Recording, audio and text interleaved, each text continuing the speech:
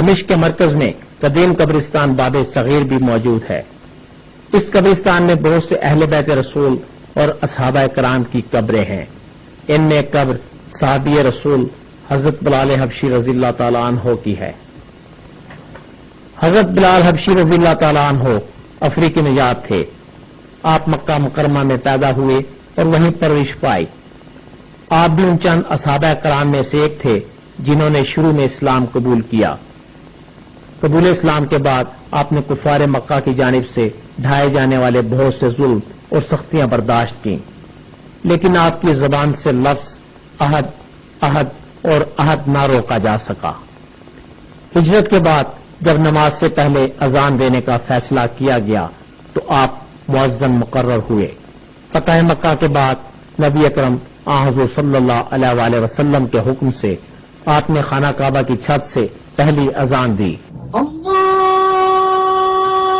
اکبر اللہ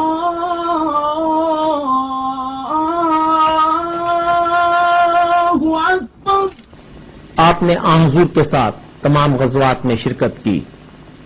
حضور کی وفات کے بعد آپ پر رنج و غم کی شدید کیفیت طاری ہو گئی اور آپ نے اذان دینی ترک کر دی، جس کی وجہ یہ تھی کہ اذان دیتے وقت آپ پر رکت طاری ہو جاتی۔ کچھ مدت اسی درد و غم میں گزارنے کے بعد آپ اسلامی فوجوں کے ساتھ ملک شام چلے گئے، جہاں سے آپ مختلف جنگوں میں حصہ لیتے رہے اور وہیں مستقل رہائش اختیار کر لی۔ ایک مرتبہ آپ نے خواب میں نبی پاک حضور صلی اللہ علیہ وآلہ وسلم کی زیارت کی، جس میں دیکھا کہ وہ آپ کو یاد فرما رہے تھے۔ آپ نے فوراً حضور کے روضہ پر حاضری کے لیے مدینہ منورہ کا سفر شروع کیا۔ روضہ مبارک پر حاضری دینے کے بعد مدینہ منورہ میں حضرت امام حسن اور حضرت امام حسین علیہ السلام نے آپ سے اذان دینے کی فرمائش کی۔ آپ نے رسول کے نواسوں کی فرمائش پر اذان دی۔ تاریخی کتابوں میں درج ہے کہ مدینہ کی فضاؤں میں آپ کی اذان کی آواز جہاں جہاں سنی گئی، تمام عورتوں اور مردوں کی آنکھیں دور نبوت کو یاد کر کے اشک بار تھیں۔ اسلام نے انسانی مساوات کا جو تصور دیا ہے، اسی کا مظہر حضرت بلال رضی اللہ تعالیٰ عنہ کی ذات بھی ہے۔ آپ کی زندگی وہ مبارک زندگی ہے جس کا ایک ایک لمحہ خدا اور اس کے رسول کی محبت و اطاعت میں صرف ہوا۔ اسی اخلاص اور فداکاری نے انہیں وہ بلند مقام عطا کیا جو دنیا کے کسی شہنشاہ کو نصیب نہیں ہوا۔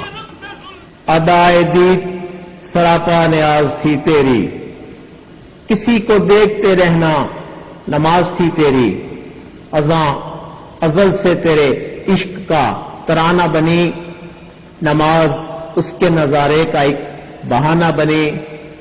خوشا وہ وقت کہ یہ صرف مقام تھا اس کا، خوشا وہ دور کہ دیدار عام تھا اس کا۔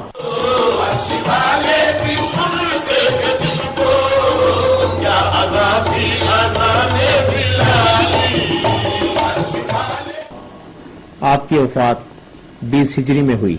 جاوید کاظمی، پاکستان ٹیلی ویژن نیوز، قبرستان باب صغیر، دمشق۔